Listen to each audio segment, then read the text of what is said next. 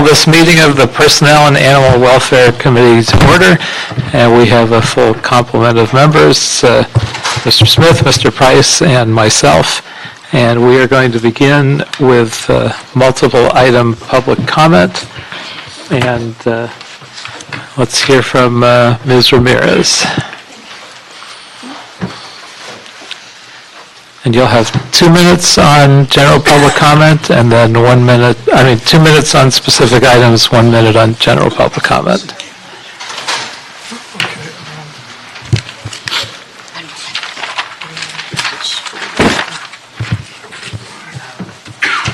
Thank you very much. I appreciate that. Thank you.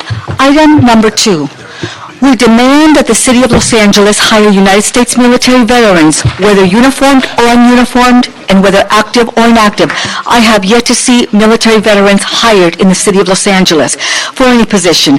And number 4, first, under the umbrella of Department of Recreation and Parks, i.e. the Music Center Grand Park, has violated public safety in the bathrooms at blocks 1 and 4. Law-abiding citizens who daily use the bathrooms are subjected to gang, mob lynchings, vandalism, theft.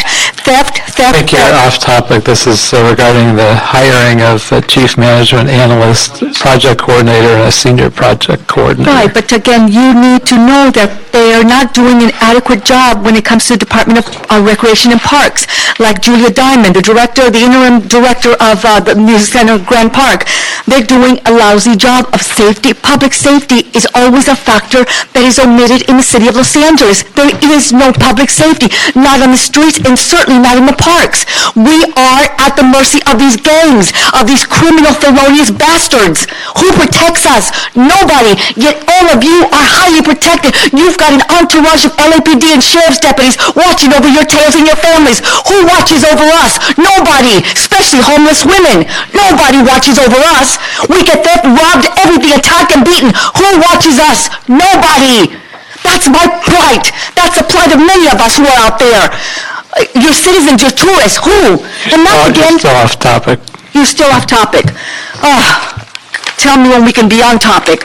And Number 5, the Emergency Management Department report should state adamantly that all legal law-abiding senior citizens and military veterans have been neglected or denied any legal assistance or protection and safety or access into any of the programs. And again, that falls Now you under... have the general public comment. Okay. And again, in number 7, I didn't get into that one yet. If any of you, if any of the city employees are engaged in gang stalkings, harassment, theft, or other conspiratorial, felonious crimes, fry their asses and rebuke or remove all their benefits and give them the royal boot, which many of your employees are involved in.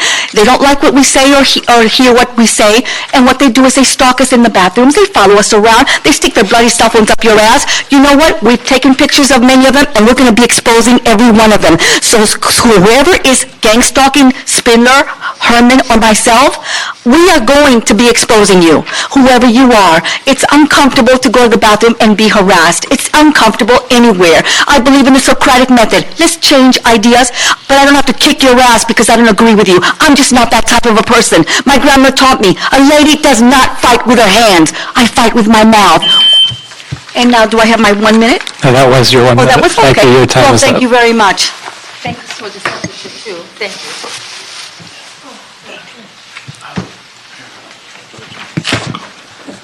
And we have 2 individuals just under general public comment. Angela Dean, to be followed by Nancy Campo. Are either of you present? Okay, yes, no? Come on down. Somebody raised their hand back there. Hi, my name is Angela Dean, and I'm a celebrity fashion designer, and I'm here in regards to the fur ban, and speaking out for the creatives. Actually, the fur ban is under, item number 10? Item 10. So I signed up for the wrong.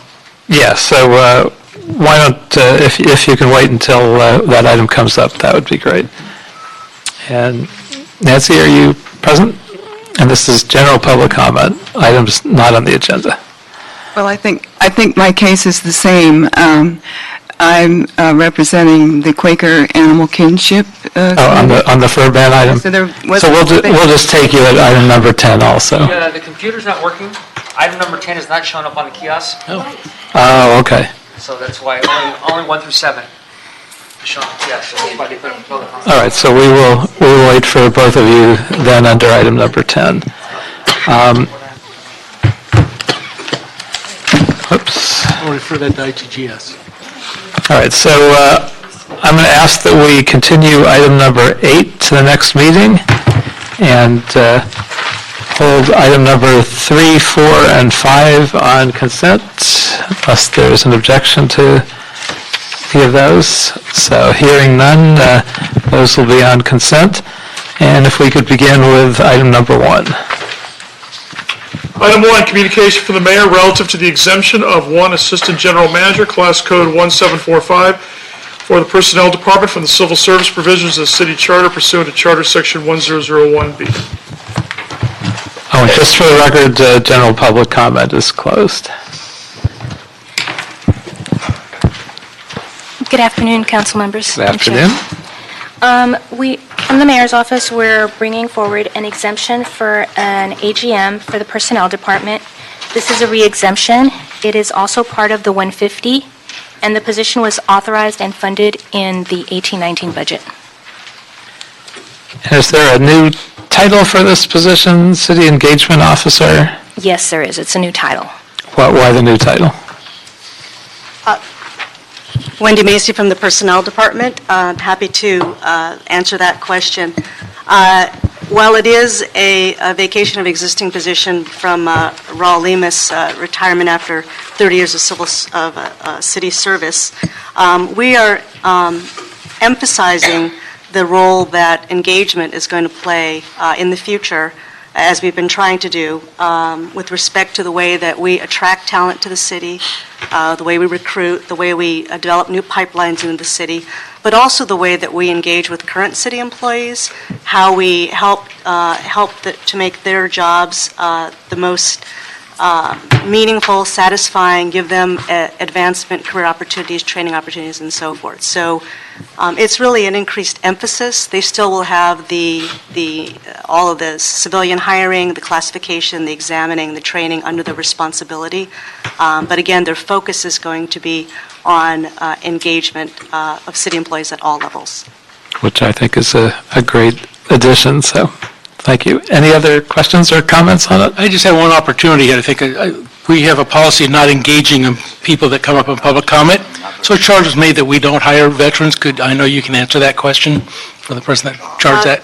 We hire many, many veterans. I can provide you the exact figures if you'd like, but we also have, in addition to our normal civil service process, where many, many veterans come in, and also obviously many come into our law enforcement and so forth, but in our Target Local Hire program, one of the categories that we specifically reach out to as an underserved community are veterans, and we've had a number of people who've categorized themselves or have veterans, have other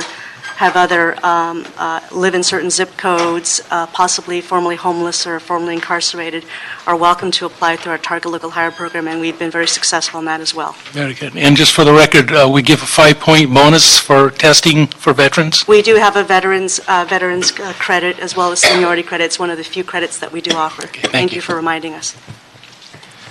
And I have one more question. So I think this is a really important additional set of duties. Is it broad enough that it might warrant someone that just had that focus and not just have it added on to a different set of duties? It is an important function. Our hope is that the person will be able to really imbue that emphasis, that outlook, that lens into all of our work.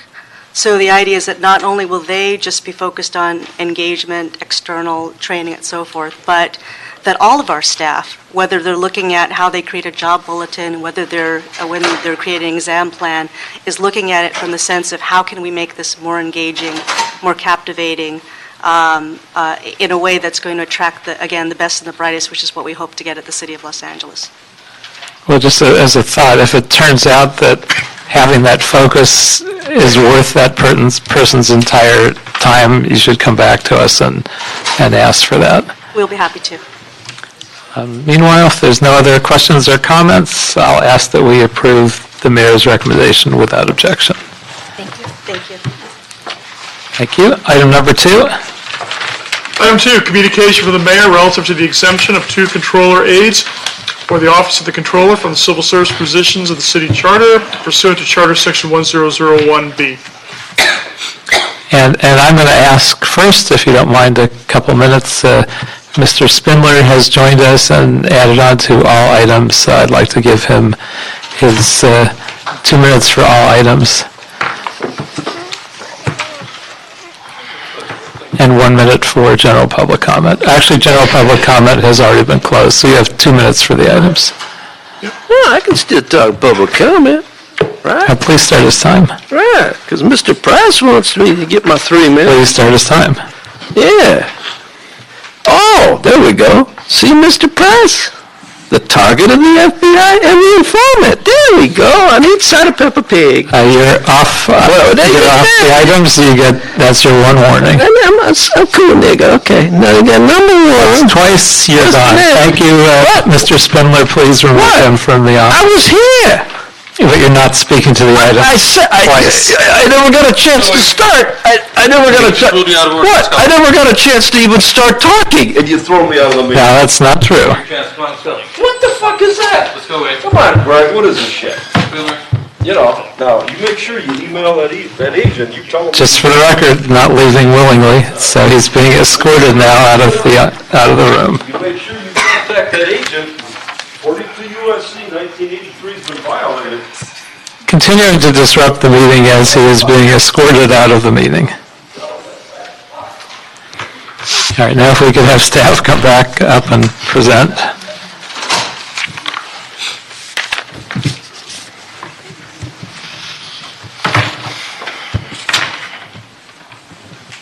Good afternoon. Alma Guerrero from the Mayor's Office.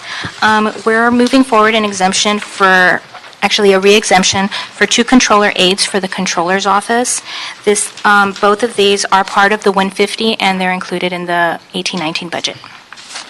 And is there a reason why the duties for these positions can't be done through civil service? Good afternoon, Jeremy Oberstein, Chief of Staff to the Los Angeles Controller. We try to abstain to the extent possible, but the need to have these positions filled via emergency appointment was too great. As you know, I'm sure the vast majority of our positions in the Controller's Office are dedicated civil servants, but these positions did require an emergency appointment. And you already have candidates under consideration, I presume? We have 1 position that has been filled. The reason for that is because another employee was off FMLA, and so we had to appoint someone via emergency, and the other is vacant. Okay. Any questions, comments? If not, I'll ask that we approve the mayor's recommendation without objection. Thank you, Councilman. Thank you.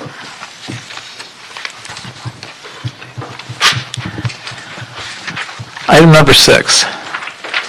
Item 6, CO and Los Angeles Department of Aging reports relative to request for position authorities for older workers program in the fiscal year 2018-19 adopted city budget.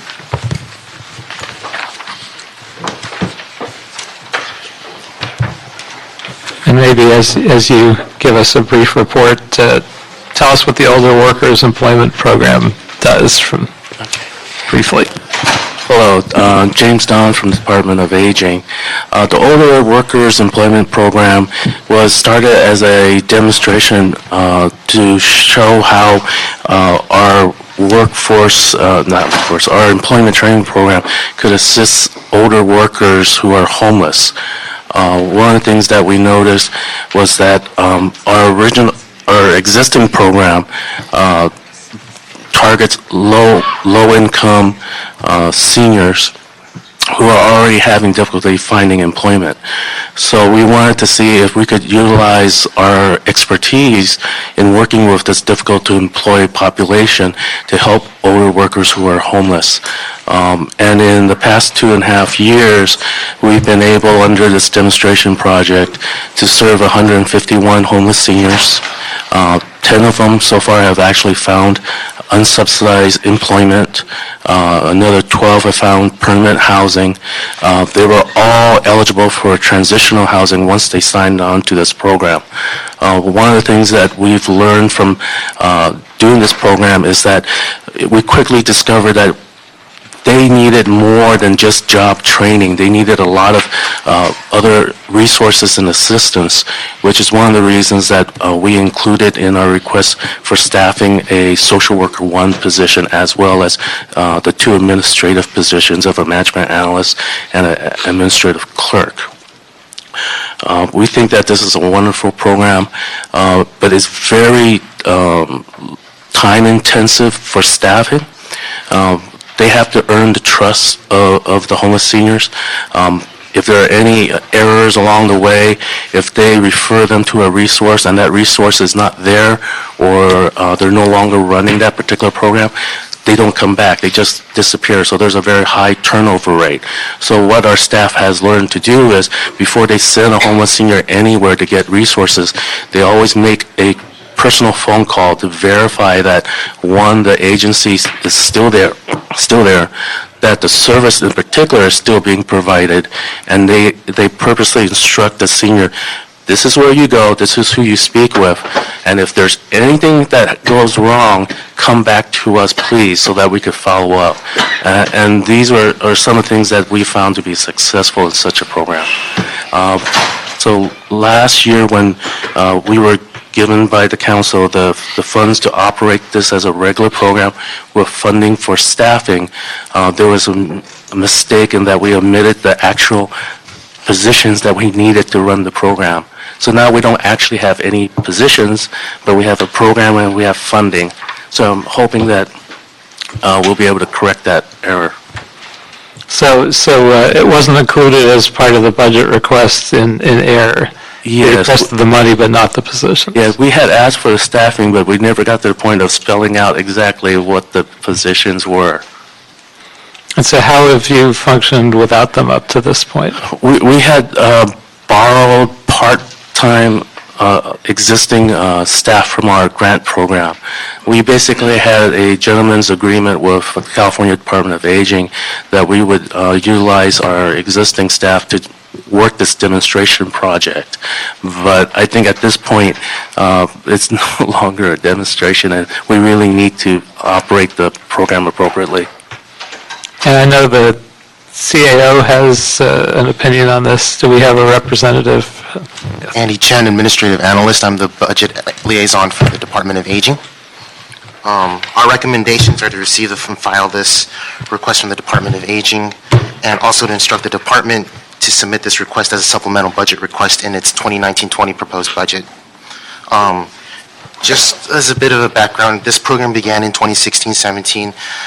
The program, the council gave this program $450,000, and in 17-18 there was a request to continue that funding, and in 18-19, and there, at that time there was no, the department had submitted a budget request for additional staff at that time, but due to an inability to submit an efficiency package, that request was withdrawn, and we submitted a request on the department's behalf to continue that funding in 17-18. And in 2018-19, we continued that funding, and on April 23rd of this year, or 2018, the department submitted a response to the mayor's proposed budget, asking for additional funding of $171,853 on top of the $450,000. And they mentioned that it was for staffing need to continue with full implementation of Older Workers Employment Program. And on May 3rd, in response to a Budget and Finance Committee's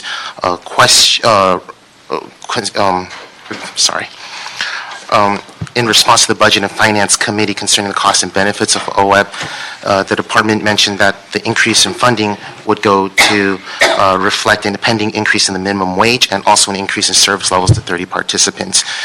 In the response that was attached with our report, there was no real mention of any positions at all. So the end result was that the department was provided that increased funding, but there were no position authorities. So is the funding still there for these positions if we were to fund them? Are they funded through the rest of the year? Currently, yes, the funding is there in the salaries sitting in the salaries general account right now. And any reason to think that these are not valid positions in the program where they're warranted? There's no reason for that. It's just that we don't see the right reason why this shouldn't be part of the 2019-20 budget process, or a decision that should be decided in the 2019 proposed budget.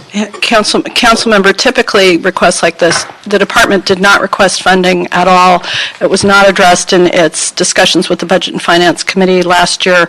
And so typically we would not deal with something like this on an interim basis. The council action was pretty clear in terms of the money it appropriated and the purposes, so we would suggest it's better evaluated with the context of this year's budget, especially since that money was, the basis for the additional appropriation was to fund both the increases in the minimum wage and also to fund an increase in participants. So we're not clear what the impacts are in terms of adding these 4 additional positions, given that those funds are supposed to be allocated for both minimum wage and for the expanded program. So we would suggest it would be better for the department to work through the current year, through the pending budget process to address the appropriate level of staffing.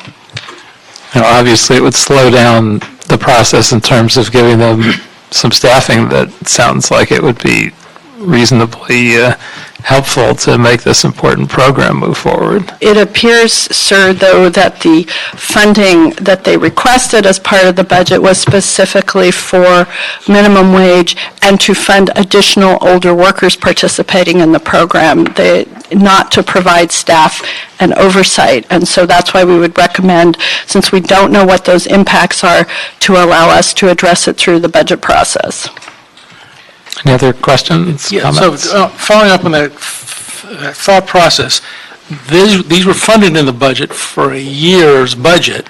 They're looking at a partial year's budget for 4 positions. No, sir. No? What was requested is the department, through last year's budget process, requested $450,000 was provided in the base budget to continue the older workers program. The department, in its letter to the Budget and Finance Committee, requested an additional $160,000 and change, specifically with the goal of funding both minimum wage increases to be paid to the participants and an increase in the participants. No positions were provided in the 18-19 budget for this program. But you just said it was for an increase in... Minimum wage to the participants. And additional participants, you said. Participants. An additional 30 older workers, not these 4 positions that they're requesting. So they did not request any city civil service positions for this program. It was only to fund the salaries, the increase in salaries, and an additional level of participants, in other words, the older workers that come in on this incremental basis and are paid from this money. Okay. So is that program on level for the budget? I mean, there's no surpluses in there? Not at this point in time, we don't know. I believe our staff has looked at To grant these positions would have to then come out of the UB? Well, we'd have to find funding or determine if that funding was available. Where it's coming from? Yeah, where it's coming from. You shook your head no. No, the funding for the staffing for the remainder of this fiscal year is sitting in an account. I disagree with the impression that the additional funds that we asked for, the $170,000+ was just for the increase in minimum wage. We started off with about 30 homeless seniors. You don't need $170,000 for the increase in the city's minimum wage. That amount was for the staffing that we were planning on having. We agree with the CEO that we did not include the request for the actual positions. You're not going in to our get 4 responses. positions on a full-year funding on $171,000. It's not even 4 full positions. It's actually 3 FTEs plus 10% of the director of the program, who's a senior MA1 right now, and we're just asking that that position be upgraded to a 2, and we're asking for the cost of that upgrade to be paid by that. And that's the kind of stuff that needs to be discussed in a full budget discussion. Okay, thank you. Would it be of significant help if we just moved the social worker 1 position this year, or would you need the oversight as well? We definitely need the social worker and the MA position, because the MA position is actually doing the administrative, the basic work, plus the responsibility also is to reach out and form the job site training networks. One of the things that the director has highlighted as the goal for the following year is that in order to improve the diversity of job experiences for the homeless clients, that we need to find different types of businesses for them to train at. And so this is the focus of that management analyst position.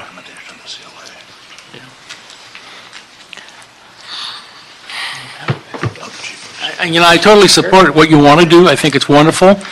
There's just a process we have here of doing these kind of things, and I think you're not following the process. Now, I wasn't here for that budget, so I'm not familiar with the discussion, but I will be here for the next one, and that's where that should be discussed, I think, unfortunately. Yeah, I understand. The concern that we have is that we can't really keep borrowing from the existing grant staffing and jeopardizing that existing federal grant. Yeah. And so if we don't have sufficient support to maintain the program, while we go through that appropriate process, we're looking at shutting down the program. Well, can you find resources within your existing budget that could be reprogrammed? Unfortunately, our department is mainly grant funded, so the grants are awarded for very specific services. The general fund is still there. It's just we're just trying to get some staffing. Like I said, at least if we can get the social worker and the MA, we can survive until we get through the budget process for next year, and then have that discussion about the full staffing. Do we have an opinion from the CI? Well, yes, and I agree with both the CAO, Department of Aging. They both made good points. But I do agree with the CAO that this discussion, and Councilmember Smith, is best during the budget process that it all be hashed out, just as far as where the performance metrics about the system, the program, and to nail down exactly what position authorities are needed and what services they're going to be performing. I don't know, at this point, even the way it was added in the budget, it was added as one-time funding, I believe. And I don't know if the department submitted a budget package in the 1920 proposed budget to continue the program or regularize it, or if they're going to be required to submit a supplemental budget, or did you submit a budget package for the 1920 budget on this? I think we did submit it because the challenge we had in the past was that it was always one-time only funding, which made it very hard to develop a program, really not knowing whether or not it's going to be funded next year. So we did submit the request for the funds to continue for next year, but we is actually at the CEO's assistance that they pointed out that they wanted to go ahead and have us submit the supplemental to request the positions because they feel it should be part of that budget discussion. So we reached out to the CEO early on to try and work something out. They appropriately advised us that we're not doing it the correct process, but we just really need to continue this program because we find it very rewarding. I don't think anybody's arguing that the need is there. sorry. The question is, how do we get there? Yes. That's the problem. Did we try to address this in the mid-year? Councilmember, the position, no, it's not being addressed in the mid-year. They didn't submit, or? They did not submit, and typically what we would do is try and work with them to address through the budget. While, yes, it is correct that it's one-time funding, this is a program, you understand one-time funding, so we back it out and we put it back in. As it relates to the positions, I believe that our recommendation is if the department has not already submitted a budget request for the positions, then they should be working with the mayor's office to submit a supplemental budget request for the positions. The one-time funding and the programmatic funding is something that we would be looking at because it's already in their base budget. Yeah, if I could ask my colleagues to join me in this. I think because it's somewhat confusing, and I don't want to see us lose this program because we haven't handled it properly. I'm going to ask that we continue it to our next meeting and work with the CAO and CLA and department to try and clear this up in such a way that the program doesn't disappear. No, it's not our intention for the program to disappear, sir. But it could be the inadvertent result, so I'm going to ask that we continue. The onus is definitely on the department to work through their budget as it's in the mayor's proposed budget, to work with their liaisons in the mayor's office to address whatever sins of omission may have been committed, and if they need to submit a request as part of that process as But that's well. next year's process. They're trying to say we need to do that now, so we're saying as a committee, see if you can help them find money in the UB or whatever that could fix that on a short-term basis, but they have to be hired in such a way that they could be left off the budget again next year. Right, and there is, depending on if there are valid lists, and if this is continued, there may only be a couple of months that these positions would actually be filled. Well, we'll take a look at it, and we ask that you all come back to our next meeting with your best solution.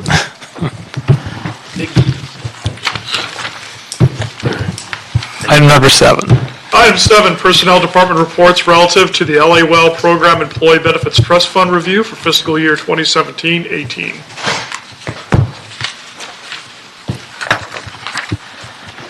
Welcome, and if you could give us an overview of your report. Sure. My name is Stephen Montagna. I'm here to represent the Personnel Department on this item. So this is the annual report for the Benefits Trust Fund. The reason for this, or the reason that we prepared this report is to provide a review of trust fund activity. This trust fund is intended to be used for all of the expenditures that are used to pay for the LA Well program, so that includes all the civilian benefits.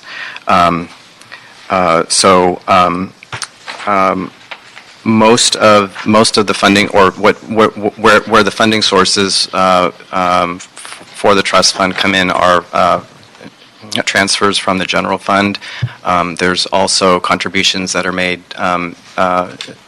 by the employees for their benefits, and then there are reimbursements that also come from the proprietary departments. All of the outflows go to, basically, most of the money goes to pay for the benefits that are offered to city employees. There are also certain costs that are paid for by the trust fund. One example is consulting costs, and then there's also reimbursement of certain positions. One of the things I wanted to note for this report is that in 2016, the Joint Labor Management Benefits Committee actually worked with an outside auditor to conduct a review of the trust fund, and so there were certain changes that came from that review. One of them was basically asking us to change what the reporting method was, and so what the information that you see as it's reflected in attachment B to our report, that's consistent with the recommendations that we received from the auditor as to how that information should look and be prepared. So as of June 30th, 2018, the net balance in the trust fund was $14.9 million. as we note in the report, there's a reserve target that the JLMBC has that's approximately 12.5% of what the monthly ongoing expenditures are that we have for the LA Well program. The other funds there are also used to manage what are very significant cash flow obligations. So we are issuing payments of approximately $30 million plus every month, and so having those funds in the trust fund helps us to manage them. So, if that is an introduction, I'm happy to take any questions you might have. So I noticed the wellness program line increased from around $1 million in 2016 to over $3 million in 2018. I assume that's because we've had a more robust program. So actually, those are monies that they represent a liability to the trust fund, but they're actually funds that are held within the account to pay for the wellness program. Those aren't actually expenditures. One of the things that the JLMBC was able to negotiate as part of its recent, the procurement they did in 2016 for the health plans was to have $1 million that came from both of our health came from both of our health plans. So as that money flows in, then those funds will continue to accumulate within the trust fund, and then we'll have expenditures that will be used to actually pay for the program. Great. And I notice attachment A lists the staffing, personnel department staffing costs of $108 million plus from April to June, but nothing else for the rest of the year. And is that correct, and why would that be? Well, so that's really a function of when we process the reimbursements. So there are certain positions that are funded.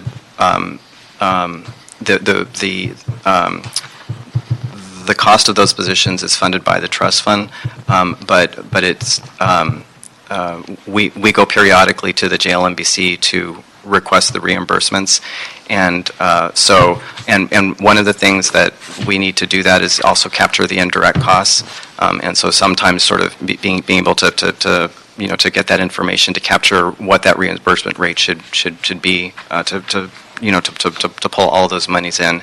That can lead to some changes in the timing of when the reimbursements actually occur. So presumably you find that all out near the end of the fiscal year, and that's why it's... Right. We had a big review, actually, where we were working with the controller to identify what the appropriate methodology should be, because there are two different ways that the indirect costs can be calculated. One is through the cap rates. The other is through the special rates. And so it sort of was there was a long process where we had to determine and work with them to be able to determine what the appropriate rate should be. And we ended up making the determination that it would be the special rates that would be used. Very good. Any other questions, comments? I just have one question. You mentioned the recommended reserve was 12%. Are we in that framework? Yes. Okay. Yes, absolutely. How far above that are we? Well, the total balance is 14.9 million, right? So the 12.5%, I believe, is about 4 million. So you've got that additional amount of 11 million that's in there. But as I mentioned, we really use that to manage the cash flow. Since those payments to the carriers need to be done on time, we can't be late to Kaiser and Anthem when we're making the premium payments. Great. Other comments or questions? Let's receive and file that report without objection. And thank you. Thank you.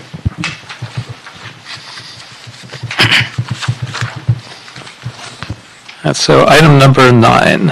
Item 9, motion, Koretz, Weezer, Bonin, relative to instructing the Personnel Department with the assistance from the CAO, CLA, and LADOT to report in regard to the city's compliance with AQMD Rule 2202 and related matters. And this is my motion. As you know, I believe it's the utmost priority to respond to the climate crisis. And our number one contributor in LA and California is transportation. So it's important for us to lead the way towards cleaner transportation. And every day we each make a decision about transportation, which becomes a daily routine. And the reason that Councilmember Weezer and I introduced this motion is because we want commute routines to be as clean as possible. And so to the closest that it can be to clean air commutes. And so when we create cleaner options for commuting, everyone wins. There's less congestion, there's less pollution. And so we've asked for a robust and effective clean air commuting program.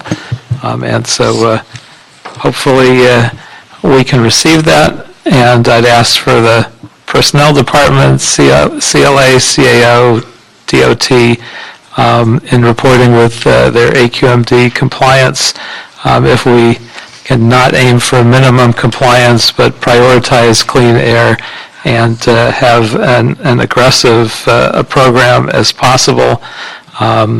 We've been known for our smog and our sprawl, and this gives us an opportunity to really lead as we change that. I know the City of West Hollywood gives free Metro passes to all of the employees that want them as a result, and so we should look at that as a minimum on the feasibility of providing free passes to our city employees, the costs, the potential savings and advantages, and all of that. So having done that, I would ask that we approve the motion unless anyone has questions or comments. And hearing none, we will approve this motion as it is written with unanimous consent. And so we'll move to item number 10. Item number 10, City Attorney Report and Ordinance relative to adding Los Angeles Municipal Code Section 53.75 to prohibit the sale or manufacture of fur products. Do you want to hear public comment first? Yes, actually, that's a good idea. So.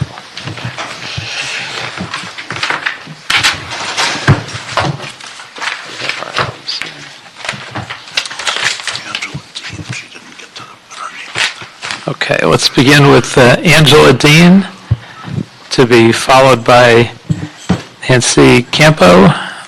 And if I messed up your name, you can correct that. And you'll have 1 minute. Good afternoon. My name is Angela Dean, and I'm a celebrity fashion designer here in Los Angeles. I have a business, and I'm here to bring up my concerns about the law that's taking place. Because I'm a creative and we use all different forms of materials and fur, leather, silks, and that type of thing, it's really going to cause a vast effect in our economic stance for our businesses due to the fact that with movies, television, music, those type of things, because fur is used, we're now not really understanding how we can continue to utilize it as something that we can use as a creative item. Also, my concern is the industry going after such small businesses, affecting lives, and that type of thing. We know that, this is a... So I'll ask you to wrap up your thought. Okay. We know that this is a problem for most furriers that have been in Los Angeles for many years, and we're concerned about their well-being. Thank you.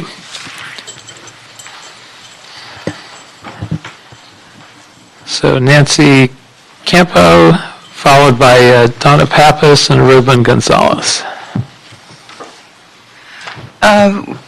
We at Quaker Animal Kinship are very gratified that LA City is showing the same awakening as West Hollywood to the incredible cruelty towards animals that lies behind the beautiful fur products.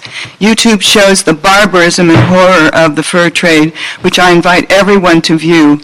One particular video shows what is done to make fur cling more tightly to the pelt. Just before killing, the animal is tortured, and to kill him, a man in a heavy the work boot stomps on the side of the head until the animal is dead. Creative people need to view this and then see if they can stomach ever using or wearing fur again. As I was formerly in the creative industry, I want to assure my young friend that if you close one door to creativity, way clears to a multitude of other choices, and your creativity, you will find, feels lighter and is more beautiful when freed from the darkness of fur from a murdered animal. Thank you so much, Councilman Koretz. Thank you. Donna Pappas? Yes, sir. And I have documents that I would like to go into the record today. if you could give it to the clerk. That will detail and support what I'm here. State your name, please. Donna Pappas. Thank you. This is my notes. I gave them. Yes. Okay. Please have a seat and begin.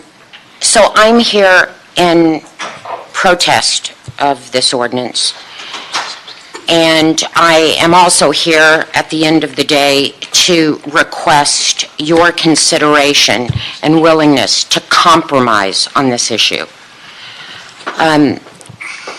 I think that it would be fair to say there's less than a dozen of us in the city of Los Angeles.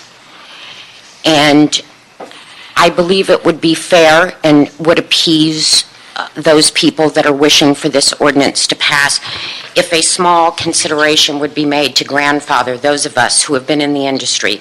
My own entity's 69 years serving the community. We're specialists at what we do. I would like all three of you to consider that. If you are unable, for some reason, to consider that, I would like to request a longer period of time. Governor Brown just gave us 27 years to abolish carbon energy in the state of California. And you're giving me 24 months. And if you boil those 24 months down into when we can actually sell fur, you're giving me 5 to 6 months after 69 years. I beseech you to consider this, all three of you. Any questions for me? Well, I don't understand the one thing that you just said. We're giving you 2 years. How does that give you 5 months? Because we live in California, and the only months people buy fur historically, as could be proven with the State Board of Equalization, are November, December, January, February, and parts of March. So when you take that into consideration, it isn't 24 months. And I don't think that even if it were 24 months, that is at all appropriate for businesses that service. I personally service 250,000 of the population of Los Angeles. I can prove it. And when you have to go to 250,000 people and try to explain why they all need to get up and come over and pick up their fur coats that have been in storage, and to put them on notice that you will no longer be available to them. I think you're going beyond answering my question, and your time otherwise is up. So, Mr. Koretz, I have written to you for 8 months. I've called your office. You are the one person sitting here, Mr. Englander I know you're brand new, you are the only one in this committee who has denied me even 1 minute voice. not aware of that, but thank you. Read your mail. Ruben Gonzalez, to be followed by Leslie McCabe. Thank you, Mr. Chair. Members of the committee, my name is Ruben Gonzalez. I'm here on behalf of the Fur Information Council of America. We are asking that this item be held in committee to have further review of the issue for several reasons, and I'll speak quickly because of limited time. To add to the record, we produced documents when these conversations began raising issues related to the original motion and the issues that were raised at that time. Many of those issues have not been dealt with. I send that in for the record. Secondly, we provided a letter, a legal letter to the city attorney raising several issues legal issues that should be considered. We do not feel that they were reflected in the final product from the city attorney. And further, the city attorney's office refused to even meet with us to discuss them further, as this is just a letter and we had to do a deeper dive. So we feel these issues need to be further discussed. And then finally, you've actually goosed the industry. For a significant amount of time now, the fur industry has been working globally to create a program called FurMark, which, based on third-party animal welfare experts and auditors, would provide a regulatory structure that would ensure the humane treatment of animals throughout the industry, throughout the supply chain. So we were going to be rolling this out later this year, but given the timing of what is happening here in Los Angeles, and Los Angeles being, usually at the cutting edge of trying new things, we would actually like to also have the time to speak with you, other members of the council and city staff, and outline this program and see if in an alternative to an outright ban, which raises enforcement issues, black market issues, and other issues, that we could possibly find in this a way to move forward altogether, protecting jobs, protecting local economy, and doing it in a way that actually meets the stated goals. And finally, I'll wrap it up. And finally, this issue is in front of the state legislature. They're through session through the end of August. It would be prudent for this council to watch and see what the state does instead of starting on their own with patchwork quilt regulations, and to see, thank you, sir, again, and to see if there is a holistic approach that is adopted instead of having LA have one regulation and Beverly Hills right next door have another, which again creates a lot of issues of enforcement. I thank you for the extra time. Thank you. Leslie McCabe. And I believe David Appel.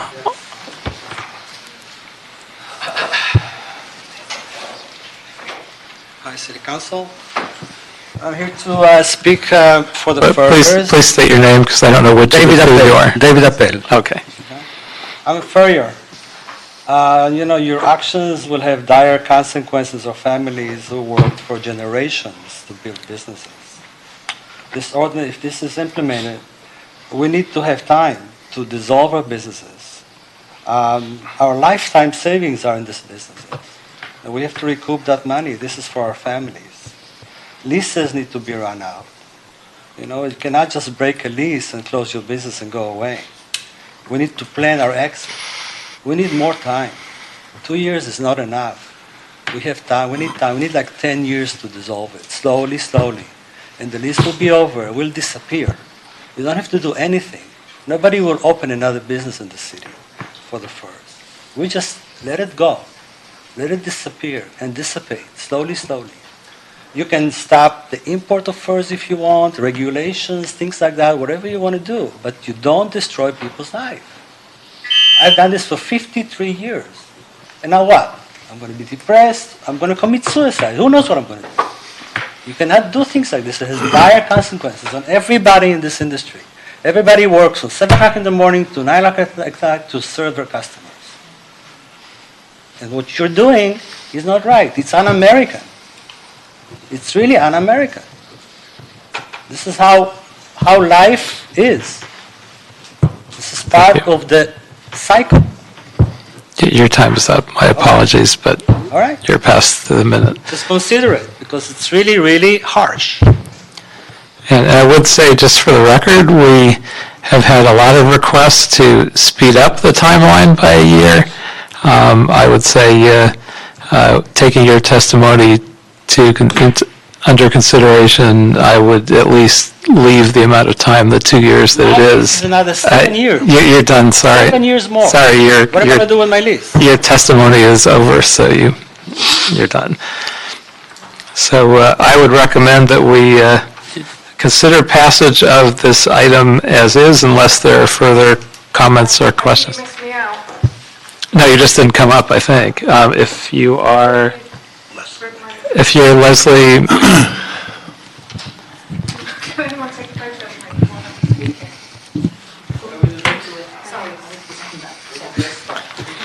Please.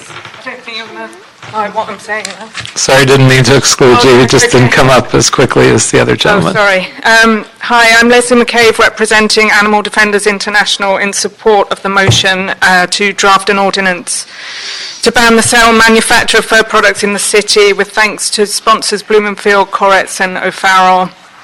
The fur industry is cruel, unnecessary, and it harms the environment. More than 100 million animals are violently killed for their fur every year. ADI investigations reveal nightmarish industry standard practice where animals' miserable lives in cramped, filthy cages abruptly end by electrocution, suffocation, broken necks, or worse. ADI witnessed foxes struggling as they were dragged from their cages by their tails and hung up by a rope on one foot to be shocked by electrical prods as other foxes looked on. Some screamed and yelped, at times requiring several shocks, before finally giving in to death. Fur is not fashion. Also, the world's first ever vegan fashion week was held in LA this past weekend, showing that the city is moving with the times. We urge you to vote yes on the fur ban. It's time to end this cruelty. Thanks. Thank you. And again, for those of you who haven't been here for some of the previous meetings, we saw undercover footage of exactly what was described, with horrifying conditions in which some of the fur is harvested. We saw it. You can't say we didn't see it. It was here right before our eyes. So it may not be the conditions at which all of the fur that you happen to sell are harvested under, but some are terrible. It was a spliced together video, and had you answered any of my requests. Excuse me, we're going to go back and forth. Thank you. No, I was speaking in general to the public. I'm not sure I've seen, even at best, what I would consider humane conditions for fur harvesting. And yes, it would be a little more difficult for the city because it's part of the fashion industry, and I believe that's why if we can do it here in LA, I think we can do it anywhere else in the world, and I think taking this step will make more of a difference in Los Angeles than any other city could. Mr. Price? Yeah, Mr. Chairman, I'm certainly prepared to support your your motion, but I do want to express some sympathy for the small businesses that are going to be impacted. I too, I think would prefer to have a longer kind of fade-in period. I know we've gone back and forth on this. I know there've been some number of recommendations, and I know that no one's going to be satisfied with the result. But I just, I know it is a progressive step that we're taking. I just hope that we can be a little more supportive and sympathetic to the businesses that are going to be impacted most directly by this as they deal with their customers, employees, and communities. So, again, I'm certainly prepared to support your motion, but would encourage there to be as much information, education in this interim process as possible to lessen the hardships that are going to occur. Mr. Smith? Thank you. I am late to this debate. I don't see anything here that's an economic impact statement. I want to know what the costs are going to be to society. If there's legislation in Sacramento, that's the preferable way to go, and I have former legislators sitting here, they should know that. I'm not one of them. But I think that's a more logical way to go. I'm really concerned about asking people who have run legitimate businesses for a long time, paid their taxes, done what is asked of them, to just suddenly stop doing business. That's not American, and it's not the way I believe we should act as a government. I've often said, if you want anything to get screwed up, let the government do it. And I don't want to see that without a longer time frame. I know Mr. Englander negotiated a longer time frame. I don't think it's a fair time frame. So if you're not willing to hold this any further, I know the chairman wants to move this along, I will be a no vote. And I would note the longer time frame that's in place was added at Mr. Englander's request. Well, I got rid of him, so we're okay. I was considering coming in here and asking for a shorter timetable. Don't tell him I said that, but... Yeah. I'll give him a call after the meeting. But I think in fairness, I won't bring forward an item to shorten the timetable, but I wouldn't necessarily lengthen it. And I would certainly say from experience over 35 years that on a number of issues, from smoking to gun control to this one, a lot of animal cruelty issues, plastic bags and their elimination. What usually happens is things run up against a strong lobbying force in Sacramento, and they come back to us and say, well, if you do it in Los Angeles, or if you do it in West Hollywood, going back 20 years, then we may be able to get it done at the state level. It doesn't always work in the reverse. So even if we want state legislation, sometimes it's LA pushing the envelope, and then the state will pass something that fills the field that might be a little more aggressive, might be a little less aggressive. But right now, I don't think the state will take a major step until we do. But if I could just correct you on that, Mr. Chairman, the bag ordinance, which I wrote and you carried through to the city here at the end, we had to go back to Sacramento to get enabling legislation after we passed the bag ordinance, because we went ahead of them, and we needed enabling legislation to fix the problems which were between Los Angeles and Santa Monica and a few other cities who are in front of that. So we got in front of that and had to wait for correction because the state legislature had to fix a lot of those things. So I don't want to see us get in that same fighting match here. So that's what did happen on the bag ordinance. Well, I have a different interpretation of what happened, but had we not done anything, the state never would have done anything, we wouldn't be where we are. And I believe that would be the case on this issue as well. So I'm going to ask that we move forward this ordinance as it is written. If I could ask for a roll call on the item. Councilmember Koretz? Aye. Councilmember Smith? No. Councilmember Price? Aye. The measure passes. And I believe that is the last item on our agenda. Yes, it is. To say what? No. All right, we are adjourned. Okay, wasn't sure if I could stand.